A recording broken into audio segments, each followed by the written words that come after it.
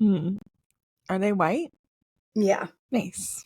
Welcome to Reality Check, where we use what we see on the TV screen to start a conversation about mental health and take a deep dive into relationships. My name is Selena and I'm a licensed therapist. Hi, my name is Jacqueline and I am the producer and co-host.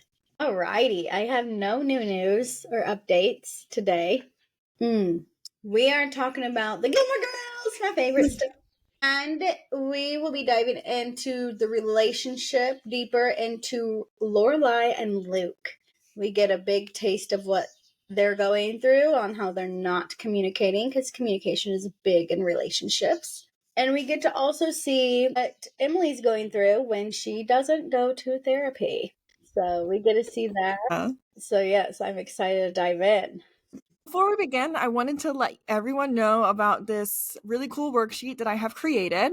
It is the Stress Less worksheet. It is free. All you have to do is sign up and I send it to you via email. This worksheet will help you organize your stress and figure out what you can and cannot control in situations. Plus, it has some journal questions to kind of go deeper into why you are stressing and how you can help yourself. So if you are interested, we will create a link in the bio, a link in the show notes, and you can access it there. Yes, that'll be fun. This episode, I know he's minimal to the crew.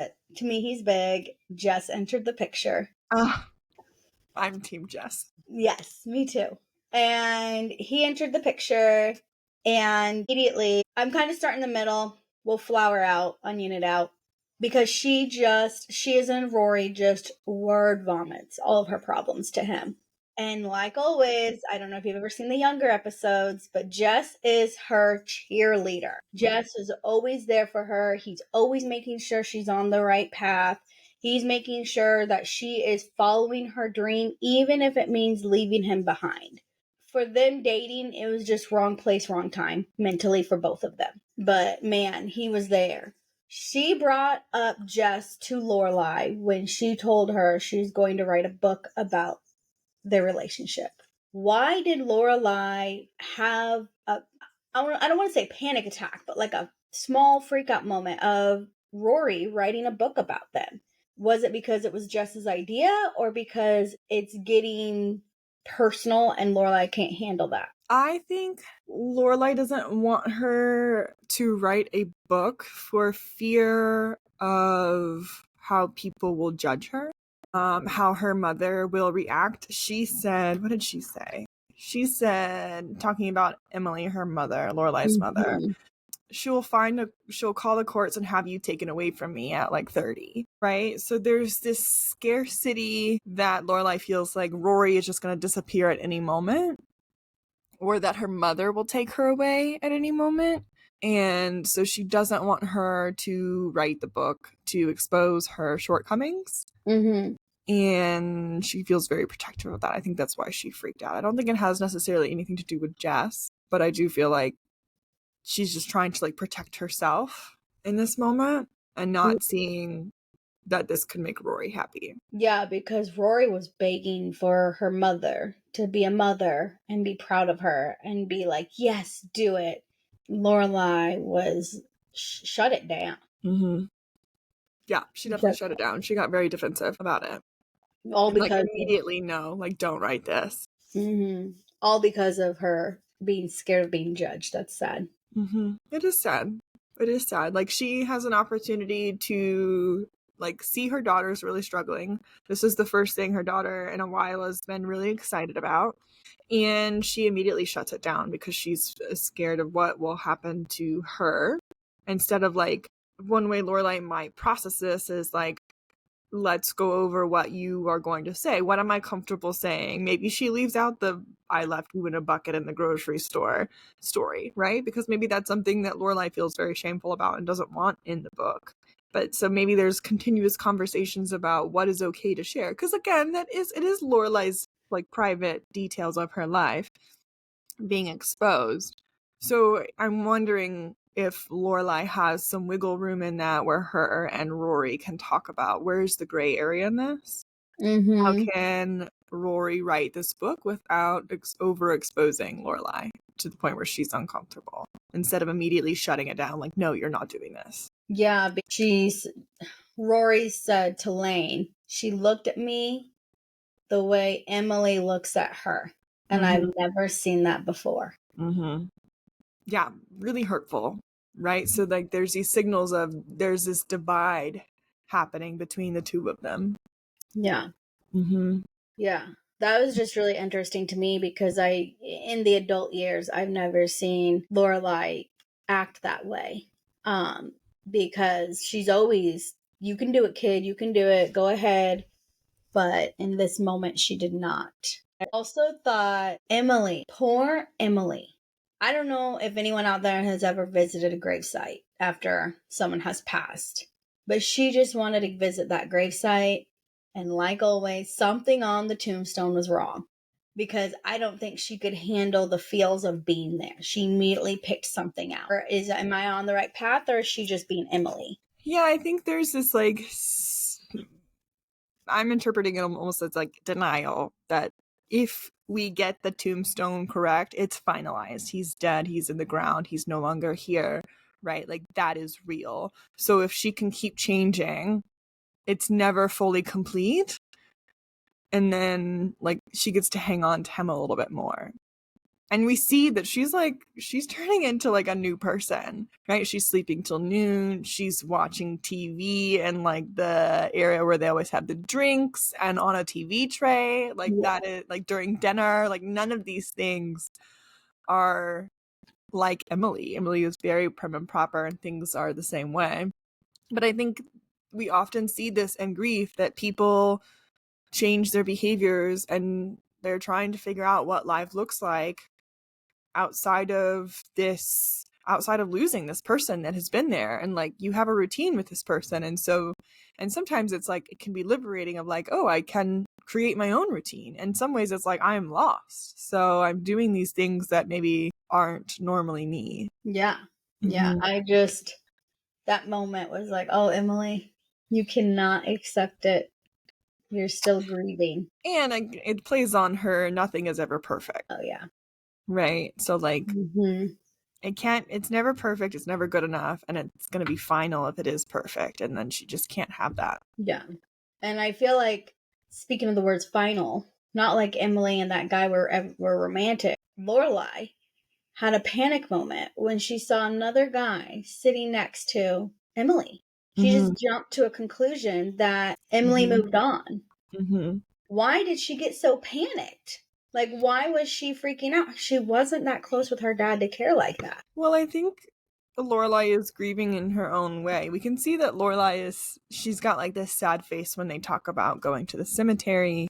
She talked about in the previous episode about how she didn't get to have that goodbye. And for Emily to date someone else is like final. This relationship is over due to death, but her dad is no longer there and someone else might be replacing him. So that feels really scary to her. Well, I just thought it was interesting because, like always, instead of calling her man, she called her daughter and was like, this is going on, like sitting, and they even broke the cart down. Like, which cart does he buy? The living room or the outside? Oh, it's outside. It's nonchalant. Like, I just thought that was interesting. Yes, can we break down the cart? Not the cart. The cycle of what had happened in this family.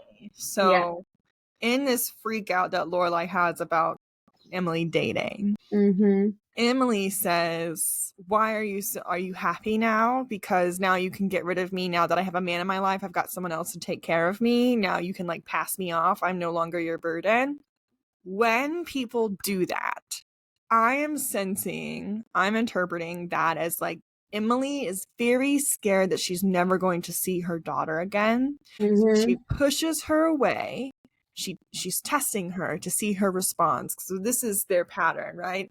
Emily gets scared. She's scared that she's going to be all by herself. Lorelai's not going to want to be there anymore. And so she pushes her away, like, oh, I'm not your responsibility. That must be so relieving for you. She's testing Lorelai to make sure that Lorelai responds with, no, mom, I'm going to be here for you. She's looking for that reassurance. Lorelai gives her the reassurance, and then it diffuses the situation. Lorelai then feels bad. She feels like she has to be there more. She's not being a good daughter. And it either diffuses the situation and we just like abruptly leave. Something interrupts us. One of us walks out of the room. But so then there's that cycle. Then Lorelai keeps Rory close by being her friend or her confidant, because that keeps Rory more sided with Lorelai, and so Rory won't leave Lorelai for Emily. Yes, what a cycle. Such a cycle. What a cycle. And so it's like generational. We're all afraid of being left, because at one point in time they were, right? We don't know Emily's backstory, but we do know that Lorelai left Emily, and so that was probably a very terrifying moment for Emily, and they never got to process that in therapy because Emily stopped going. Yes. um, Yes. And then Rory, there was that time where Lorelai and Rory weren't talking, and Rory was living with Emily, and that was really hard for Lorelai. And so this situation's kind of playing out again in this episode where Rory and Lorelai got into a fight. And so Lorelai and her are disagreeing about the book. But Lorelai's having a hard time finding a way to like connect with her. And then Rory rocks out and Lorelai doesn't follow. Mm-hmm. Mm-hmm. What a breakdown. Yeah, that is interesting. Let's cycle. Yeah. So it would be, if Emily would have stayed in therapy with Lorelai, they could have talked about these feelings of loneliness or the feelings of being left. Mm-hmm. They could have repaired that moment. They should have talked about that moment that Lorelai decided to leave. There's so much repairing, right? Because Emily probably felt really scared and really hurt by Lorelai leaving. Lorelai felt compelled to leave because she wasn't being seen. And so in therapy, they could have talked about that, and that could have been repaired. And that could have been so healing for the both of them. And then maybe Lorelai wouldn't shut down Rory for wanting to. We see how this like is passing down. So Lorelai wouldn't shut down Rory for writing the book. I think Emily tried talking in therapy and Lorelai shut her down. Yes, but I think they gave her like a 30-second go, and it was like, that's it, I'm done. Wipe my hands of this. And it needed continual conversation more than just like 30 seconds of like throwing this in your face, because Emily also threw it in her face, right? There's a way to broach this without like the other person, because Emily was like, well, you left, and right immediately Lorelai's defenses are going to go up. There's a way to broach someone with hard news or like a hard conversation without getting them too defensive, because they're already automatically in their cycle of like push and pull. Right. Well, what a breakdown. That was interesting. It's all cycles. It's all patterns. They are a pattern case. That is what they are. I do want to dive in on Luke and Lorelai. Once again, Emily hits her with, you don't ever have a conversation with Luke. You don't ever talk to Luke, because she was mad that she went real estate or building hunting with Luke. Yeah. And Luke didn't bring it up to Lorelai. And she was like, and she was like, what? And she was like, you don't talk to your partner, do you? And walked out. She always leaves it at that. And immediately Lorelai went back home and was like, hey, this, and this. It was in the diner. And Luke made a very valid point. He said, you made this relationship the way it is. You separated your family from mine. You told me in the beginning, Rory is yours, mine is mine. We're not going to mix them. I'm not going to help you. You're not going to help me. So what more do you want from me? Why did that affect Lorelai so badly? Because it was her idea. She got mad. I don't think she likes being called out on her shit. Yeah. Especially by her mother. And I think she's seeing this, so like, shit, my mother's right. Like, because I think it was the first episode in this season of Emily had said, it's your way. Luke just goes along with it. And it's exactly what's happening. And I think Lorelai is seeing how this doesn't actually work because now they're not talking, right? He didn't tell her about going to look for other buildings. She didn't tell him about going to therapy on her own, right? And he's like, doesn't fully believe her. He doesn't know what's going on, but he doesn't quite 100% believe her that she's going to therapy on her own. And they've created this divide. Like, there was always a divide, but like the divide is even wider now because now they're not sharing these like really important things in their lives. Well, I feel like Lorelai created it. Luke did not. Well, Luke went along with it. This is where we have two to tango because he could have said, I don't want that, or that's not okay with me. He could have said that. Like, there's room in negotiation of the terms of the relationship. She was like, nope, this is it. And he's like, okay. But then he's realizing that doesn't work out for him. Yeah, because April came home. Yes. And he's forking money, and Lorelai was like, oh, let me help you. And Luke was like, no, Rory's yours, April's mine. Right. And so it's I think we often see this in couples. It's like we can blame Lorelai, but Luke went along with it. He also didn't say anything throughout this whole process. So it's both of them. Oftentimes in couples, it's not just one person. It's both of them in this relationship, both of them like creating this cycle and this pattern of going along until it no longer serves them and there's this breaking point. And we're seeing this in their relationship. My stomach is rumbling. We can't hear it. Okay. So Lorelai's creating this separation. Luke is going along with it. Lorelai then is like, I want less separation. And Luke is like, this is what you wanted. And also, I don't think it's also what Luke wanted either, because the conversation about kids, that didn't happen. He didn't get to he didn't voice that he wanted kids in a very clear way. And so they missed that opportunity. He didn't, I don't know. He just he doesn't speak up for himself. And Lorelai, that's a recipe for Lorelai to just run right over him. Yeah, I am arguing that it's all Lorelai. It's not Luke.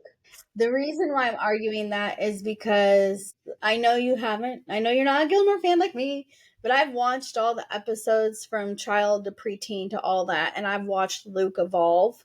He's always liked Lorelai. Like, that's always been his kind of crush. And there is an episode where Jess says, I'm not you or Dean. I'm not going to wait around for the girl when the girl's dating others. I will date others. Like, I have a voice. I have an opinion. I'm not a lamb like you.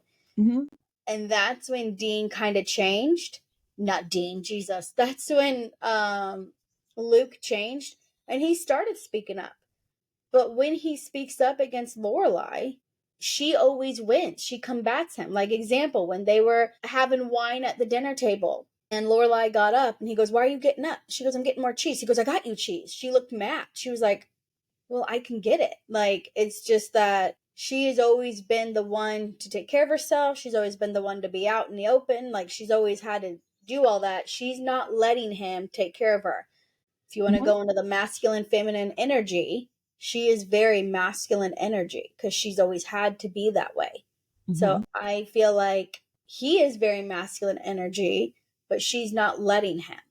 So it's not him. It's both of them. It's not him. It's both of them, because he's not having a conversation about, hey, why won't you let me take care of you? Or, hey, I want to be more involved in your life. Or, hey, I don't like this divide.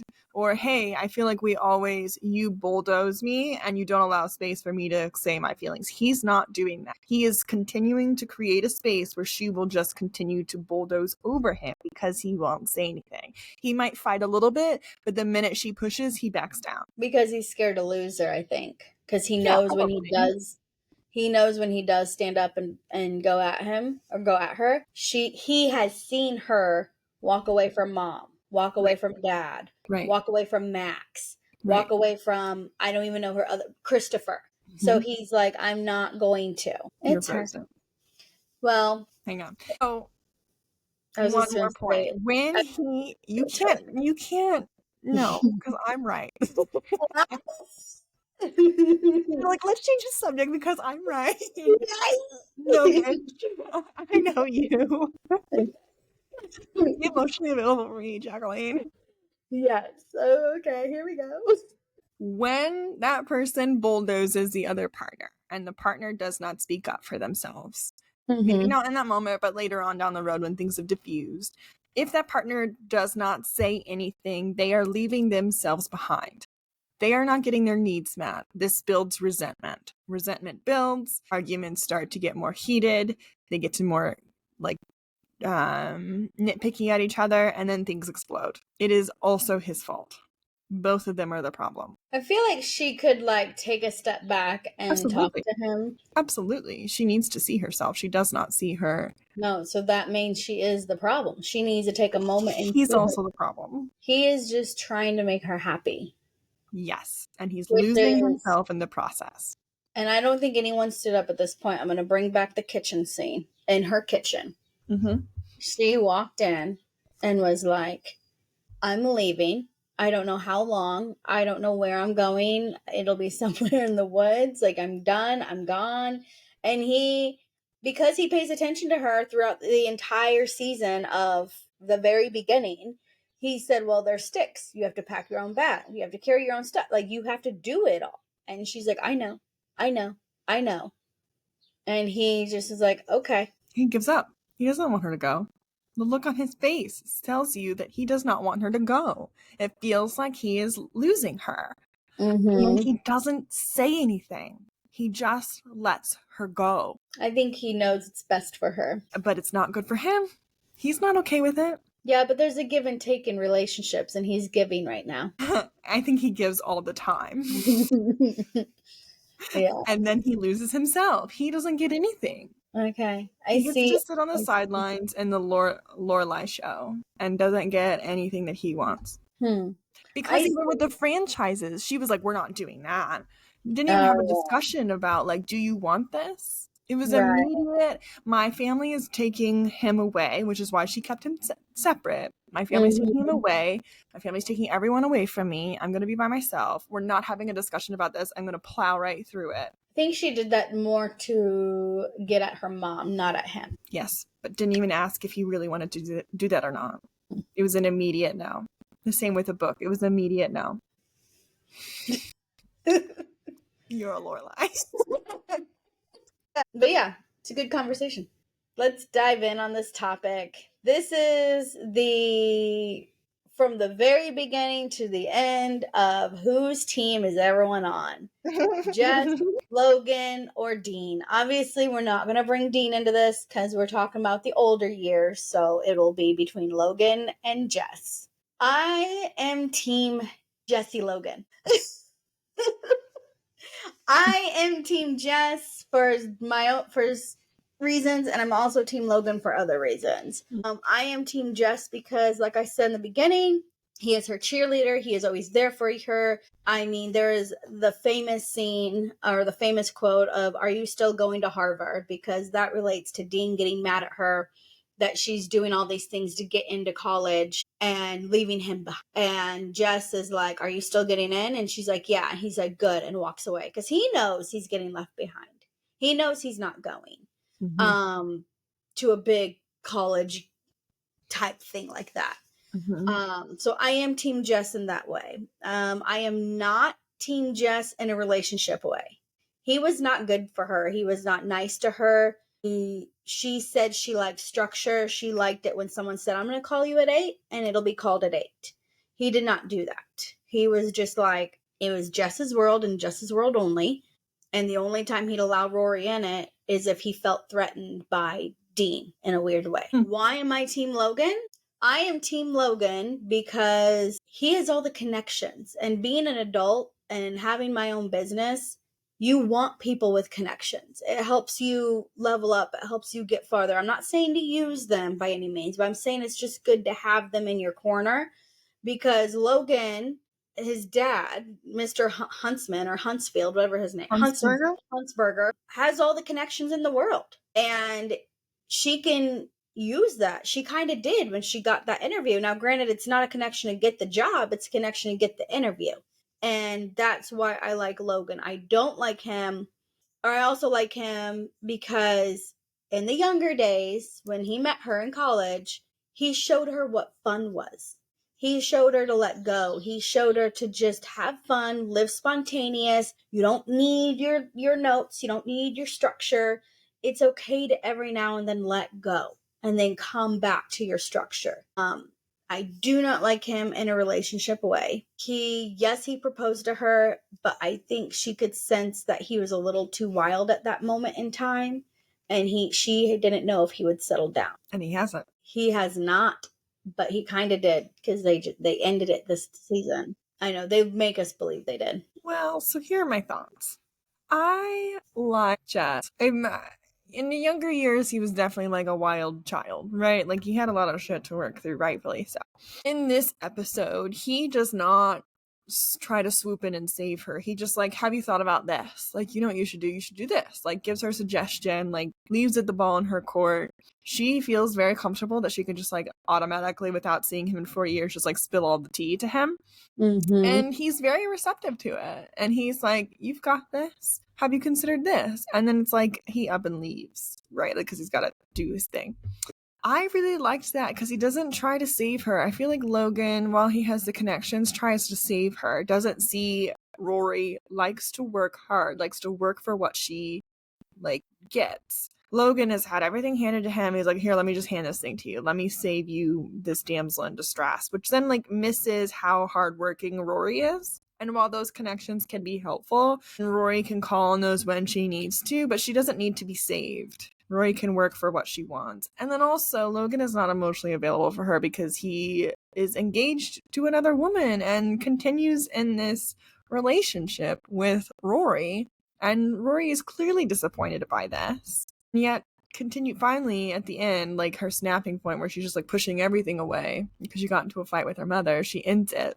Finally chooses herself in this. But this was inevitable. Like they were going to move in. Odette and Logan were going to move in together. They were engaged, right? But Rory was in this state of denial, that little bit of hope that maybe it wouldn't work out and that she could be his person. No, like the self-worth in her, like she deserves so much better than that, than to have someone who's not committed to her. Well, it also goes down to the pattern of, like we discussed in the last episode. Absolutely. She lost her virginity to Dean when Dean was engaged or married to that one girl. She really wanted Jess when Jess was making out with that girl all across town.